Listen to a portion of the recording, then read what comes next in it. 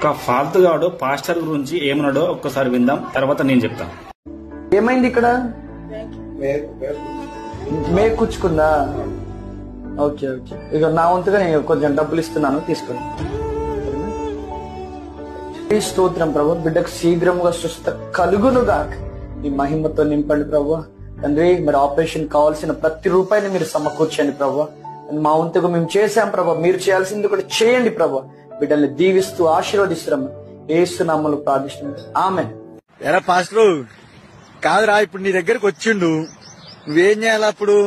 Patch అని ఏదో ఒకటి చేసి పంపాలే గాని ఇదేంద్రా ఒక 500 1000 రూపాయలు చేతిలో పెట్టి వేరే కాడ ఆపరేషన్ చేయించుకుంటుంటావు. దిమాక్ ఏమైనా ఉందారా నీకు? మైండ్ పనిచేస్తున్నారా?